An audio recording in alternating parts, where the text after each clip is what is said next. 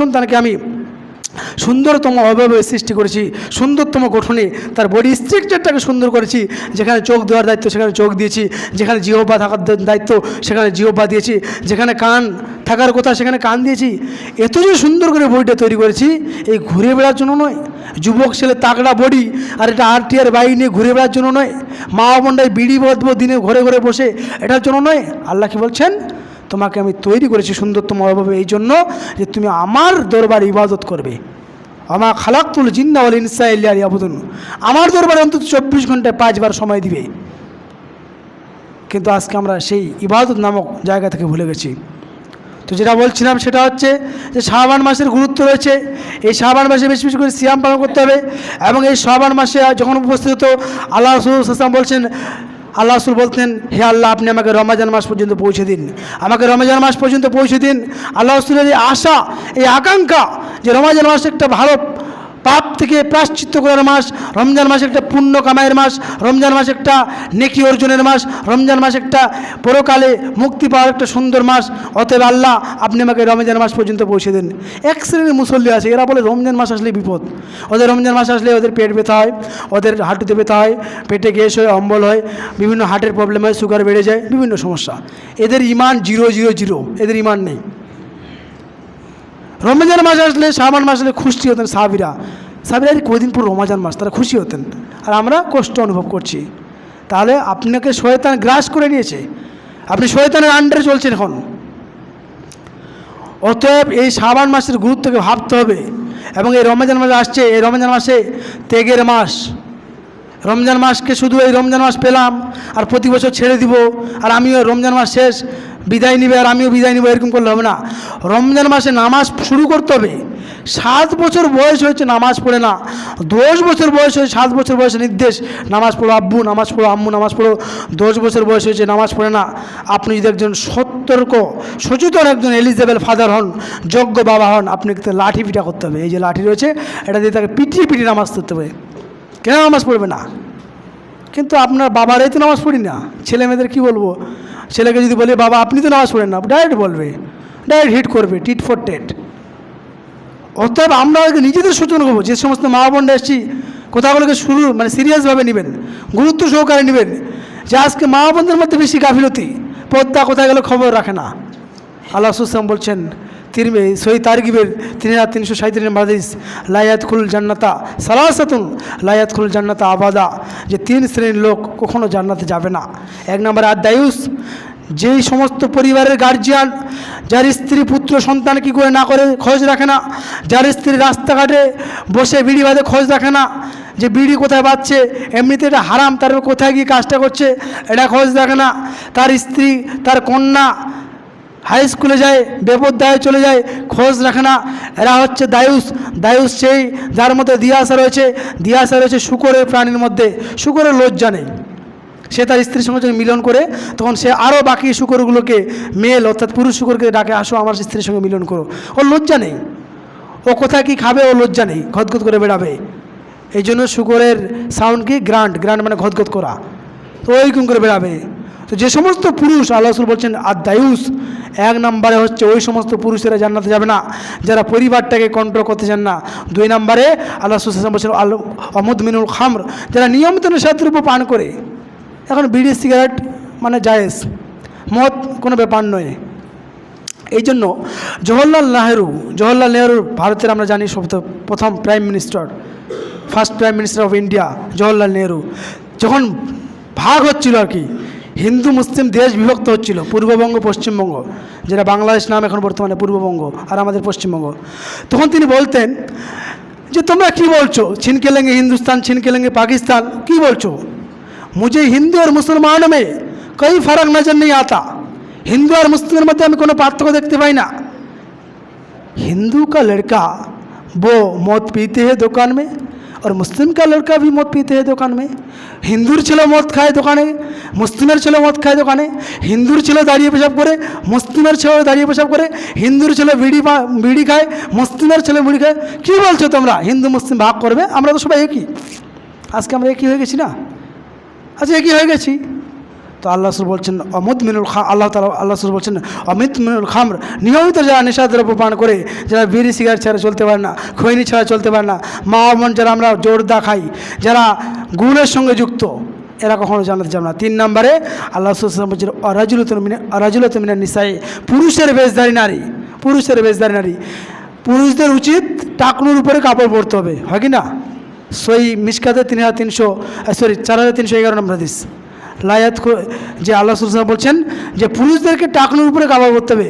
এখন লেগিংস লেহেঙ্গা কোন সিরিয়াল থেকে এটা পাবলিশ করলো, আর আমাদের মা বোনরা জঙ্গিপুরে গিয়ে, রঘুনাথগঞ্জে গিয়ে সবাই ওটা করলো, ওটা কোথায় পরে আছে? টাকনুর উপরে। আর যুবক ছেলেরা কোথায়? হানি সিং আর কি আরও কি আছে, ওগুলো টাকনুর নিচে পরে নিল। আশ্চর্য উল্টো নীতি। আল্লাহ আরও একটি কোরআন হাদিসের মধ্যে বলছেন, সহিহ বুখারী 5590 নম্বর হাদিস, আল্লাহ রাসূল বলছেন লা ইয়াকুনান্না মিন উম্মতি আকওয়ামুন, এমন একটা সময় চলে আসবে আমার ওফাতের পরে, আমার মৃত্যুর পরে, লা ইয়াকুনান্না মিন উম্মতি আকওয়ামুন ইস্তাহিল্লুনাল হিরা ওয়াল হারিরা ওয়াল খামরা ওয়াল মাজিব, আমার পরে আমার উম্মতের কিছু লোক হবে যারা জিনাকে হালাল মনে করবে। একজন পুরুষ 50 জন নারীর সঙ্গে সম্পর্ক করবে, জিনা করবে প্রকাশ্য রাস্তাঘাটে, কোনো সমস্যা নেই। মদ পান করবে, হালাল মনে করবে। বিড়ি সিগারেট পান করবে, বিড়ি সিগারেট খাবে, এটাকে হালাল মনে করবে। রেশমি কাপড়কে হালাল মনে করবে। আল্লাহ রাসূল বলছেন এগুলোকে হালাল মনে করবে। লা ইয়াকুনান্না মিন উম্মতি ইস্তাহিল্লুনাল হিরা ওয়াল হারিরা ওয়াল খামরা ওয়াল মাজিব, গান বাজনা নেশা দ্রব্যকে হালাল মনে করবে। গান বাজনা কোনো ব্যাপার নয়। আজকে মুসলিম পরিবারে গান বাজনা, আজ থেকে 10 বছর পূর্বে মুসলিম পরিবার শুরু হতো কুরআন তেলাওয়াত দিয়ে। এখন মুসলিম পরিবার শুরু হচ্ছে কি? যুবকেরা পাবজি ফ্রি ফায়ার দিয়ে শুরু করছে, মা বোনের টিভি সিরিয়াল দিয়ে শুরু করছে। আর যে সমস্ত বাবাজিরা আর ভাইয়েরা রয়েছে, আমরা কোনো সিনেমা দেখে শুরু করছি সকাল, আবার যখন রাত্রে ঘুমাতে যাচ্ছি সিরিয়াল দেখে ঘুমাতে যাচ্ছি। যুবকেরা পাবজি ফ্রি ফায়ার খেলে ঘুমাতে যাচ্ছে, আর মা বোনের সিরিয়াল দেখে, আর যে সমস্ত বাবজি প্রাপ্তবয়স্ক রয়েছে তারা আমরা কোনো সিনেমা দেখে ঘুমাতে যাচ্ছি। এটাই মুসলিম অবস্থা। অতএব আমাদেরকে ভাবতে হবে বিষয়টি যে আমরা মুসলিম কোন পথে এগোচ্ছি। আমরা মুসলিম, আমাদের যে ঐশ্বর্য বীর্য রয়েছে, আমাদের যে প্রতাপ রয়েছে, সারা পৃথিবীতে একসময় মুসলিমরা শাসন করত।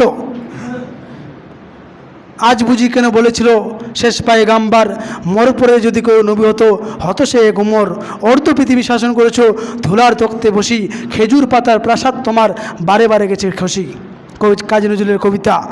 যে অর্ধ পৃথিবীকে শাসন করতো মুসলিমরা, ছেঁড়া পাঞ্জাবি, কোনো কাপড় ছিল না, বাড়িঘর ভালো ছিল না, প্রাসাদ তৈরি ছিল খেজুর পাতা দিয়ে তৈরি। আজকে মুসলিম সেই ভুলে গেছি। আজকে বাড়ি সুন্দর তৈরি হয়েছে, কিন্তু আমাদের ইমান দুর্বল হয়ে গেছে। মসজিদ সুন্দর করে টাইলস লাগাচ্ছি, মার্বেল বসাচ্ছি, প্লাস্টার করে নিচ্ছি, কিন্তু আমাদের ইমানটাকে যে উন্নত করতে হবে সেখান থেকে মুসলিম জাতি আজকে পিছিয়ে আছি। এই জন্য কাজী নজরুল আরেকটা কবিতার মধ্যে বলছেন, ওরে হতভাগা, তোমরা কি কেউ কোরআনের একটুকু ছড়া পেয়েছিস? একটু ছেঁড়া কোরআন কি অন্তরে দাফন করতে পেরেছিস? অন্তরের মধ্যে নিতে পেরেছিস? আজকে আমাদের কোরআনের কোনো জ্ঞান নেই। আজকে মুসলিম পরিবার ইসলামকে ফলো করি না। অতএব মা বোনদেরকে বলতে চাই এবং যুবক ভাই এবং বাবাদেরকে বলতে চাইছি, যারা আমরা আজকে এসেছি মসজিদে, আমরা একটা নিয়ত করি, কষ্ট হলেও নিয়ত করি, যে কোনো পাপের সঙ্গে যুক্ত। অনেকে বলে পাপের সঙ্গে যুক্ত করি, আমি কি নামাজ পড়বো এখন? তারপরেও নামাজ পড়তে হবে। পাপ করার পরেও বিড়ি খেয়ে এসছেন, তারপরে নামাজ পড়তে হবে। জিনা করে এসছেন, তারপরে নামাজ পড়তে হবে। সুদ খাচ্ছেন, তারপরে নামাজ পড়তে হবে। হারাম ব্যবস্থা করছেন, তারপরে নামাজ পড়তে হবে। নামাজের কোনো মাপ নেই। ইল্লা আসহাবাল ইয়ামিন ফি জান্নাতি ইয়াতাসাআলুন আনিল মুজরিমিন মা সালাকাকুম ফি সাকার ক্বালু লাম নাকু মিনাল মুসাল্লিন ওয়া লাম নাকু নুতঈমুল মিসকিন। কিয়ামতের মাঠে 1 নম্বরে যাদের ক্রাইম, যাদের অপরাধ বেশি হবে, 1 নম্বরে তোমরা জাহান্নামে যাচ্ছ কেন? তারা বলবে আমরা নামাজ পড়তাম না। 1 নম্বর অপরাধ। 2 নম্বর ওয়া লাম নাকু নুতঈমুল মিসকিন, অভাব দুস্থ গরিব এতিমদেরকে সাহায্য করতাম না। 3 নম্বর কি? ওই যে রাস্তার মোড়ে চায়ের দোকানে গিয়ে মানুষের গিবাত করতাম, এই জন্য আমাদেরকে জাহান্নামে আসতে হচ্ছে। অতএব ভাবতে হবে, নামাজ পড়তে হবে। নামাজ ছাড়া মুসলিম থাকা যায় না। বাইনা আল আবদি ওয়া বাইনা শিরক ওয়াল কুফরি তারকুস সালাহ। একজন মুমিন ব্যক্তি আর একজন কাফের ব্যক্তির মধ্যে পার্থক্য হচ্ছে সালাত। অতএব যে সমস্ত মুসল্লি আসছি, আমরা আজকে একটু অনুরোধ করছি, I requested all of you please, যে অন্তত নামাজটা শুরু করুন। আমরা সকলে আজকে একটু ইনশাল্লাহ বলবো যে আমরা ইনশাল্লাহ নামাজ ধরবো। আসর থেকে নামাজ চেষ্টা করবো, আসর থেকে নামাজ ধরার। সকলে বলি ইনশাআল্লাহ, ইনশাআল্লাহ যে নামাজ ধরতে হবে। নামাজ ছাড়া কোনো গতি নেই। আর এই নামাজ কি আমাদের মাঠে যুক্তি হবে? নামাজ ছাড়া যত আমল হোক সমস্ত কিছু গ্রহণ হবে না। 1 নম্বর নামাজের হিসাব যদি সঠিক হয় বাকি আমলগুলো গ্রহণ হবে। আর নামাজের হিসাব যদি সঠিক নয় বাকি আমলগুলোকে আল্লাহ সুবহানাহু ওয়া তাআলা কেটে দিবেন, কোনো কাজ আসবে না, জাহান্নামে যেতে হবে। মা বোনদেরকে বলতে চাই পরিশেষে, সময় শেষের দিকে, মা বোন যারা আমরা রাস্তায় বসে বেপরোয়া বিড়ি বাঁধি, বিড়ি বাঁধাতে এমনিতে হারাম, তারপরে আবার আরেকটা হারাম, হারাম স্কোয়ার, যারা অঙ্ক করেছেন জানেন হারাম স্কোয়ার করা হচ্ছে। অতএব বিড়ি বাঁধা এটা হারাম, 2 নাম্বার রাস্তা বসা এটাও হারাম। সাহাবীগণ বলছে আল্লাহ রাসূল রাস্তা বসা ছাড়া কোনো গতি নেই আমাদের। তো বলছে যদি রাস্তায় বসতে হয় রাস্তার হক আদায় করতে হবে। একটা মা বোনের রাস্তার হক আদায় করতে জানে না আর আদায় করেও না। 2 নাম্বার মা বোনদেরকে বলতে চাই পর্দা করে চলুন। আপনার শরীরের অঙ্গের মূল্য দাম রয়েছে, কোটি কোটি টাকা আপনার অঙ্গের দাম। আপনি একটা শরীরের চুল অন্য পুরুষ দেখবে কেন? আপনার স্বামী ছাড়া কেউ আর দেখতে পারে না। আপনার শরীরের অঙ্গ মোটা না পাতলা আপনার ড্রেসে বোঝা যাচ্ছে কেন? আপনি কেন এখনও বেপরদায় রাস্তাঘাটে স্নান করছেন? আপনি কেন মানুষের এখনও গীবাত করছেন? অতএব মা বোনদেরকে বলতে চাইছি যে কোনো মূল্যে এই সমস্ত পাপ পঙ্কিলতা সমাজ থেকে বের হয়ে নিজেকে প্রোটেক্ট করুন এবং নিজেকে ইসলাম অনুযায়ী জীবনটা পরিচালনা করুন। সকলে আল্লাহ আমিন। যে সমস্ত ভাই এবং বাবাজিরা এসেছি, যে সমস্ত যুবক ভাইরা, আমি জানি অনেকে পাবজি খেলে এখানকার, পাবজি ফ্রি যারা খেলে আমি এদেরকে বলেছি মূর্খের নানা, এরা মূর্খ নয়, মূর্খর নানা। অতএব পাবজি থেকে বাঁচতে হবে, পড়াশোনার সময় ব্যয় করতে হবে, টেকনোলজিতে উন্নত হতে হবে, কোনো কিছু তৈরি করে দেখাতে হবে, পৃথিবীকে সুন্দর কিছু উপহার দিতে হবে। আর পাবজি ফ্রি ফায়ার খেলে সাময়িক কিছু সুখ, ভাল লাগছে, মজা লাগছে, কিন্তু পরবর্তীতে কাঁদাবে। আজ থেকে 15-20 বছর বয়ে তোমাকে লেবারি কাজ করতে হবে, তোমাকে ইট বালি বইতে হবে, তোমাকে সিমেন্ট বইতে হবে। অতএব কত কষ্ট। অতএব এই সময়টা যদি আমরা পাবজি ফ্রি ফায়ার থেকে বেঁচে থাকি এবং ভালো ভালো বই পড়াশোনা করি, ইসলামকে চর্চা করি, আল কুরআন পড়ি, হাদিস অধ্যয়ন করি, আমরা অবশ্যই ভালো জায়গায় পৌঁছাবো। আল্লাহ সুবহানাহু ওয়া তাআলা সকলকে যেন যতটুকু আমল করলাম ততটুকু শোনার জন্য তৌফিক দান করেন। সকলে বলেন আল্লাহুম্মা আমিন। আজকে বেশ কিছু মুসাফির এসছেন, তার মধ্যে অন্যতম পরিচিত ব্যক্তি হাফেজ সাহেব। ওনাকে আপনারা সাহায্য করবেন। কিছু মহিলা এসছেন, ওনাদেরকে আপনারা সাহায্য করবেন। যতটুকু সাহায্য করার আপনাদের সাধ্য বা সামর্থ্য রয়েছে আপনি ততটুকু সাহায্য করবেন তাদেরকে। কারণ তারা আল্লাহ রাসূল বলছেন লায়াশকুরুল্লাহ, যে ব্যক্তি মানুষের শুকরিয়া আদায় করে না আল্লাহ তার শুকরিয়া আদায় করে না। অতএব আল্লাহ আমাদের সকলকে যেন যার যতটুকু সামর্থ্য রয়েছে ততটুকু অনুযায়ী যেন সাহায্য করার তৌফিক দান করেন এবং আল্লাহ আমরা যা অতীতে ভুল করেছি সেগুলো থেকে যেন আল্লাহ আমাদেরকে মাফ করে আমাদের জীবনটাকে, বাকি জীবনটাকে মৃত্যু পর্যন্ত যেন সঠিকভাবে যেন কাটানোর তৌফিক দান করেন। সকলে আল্লাহ আমিন। এই বলে সংক্ষিপ্তভাবে জুমার কথা এখানে শেষ করছি।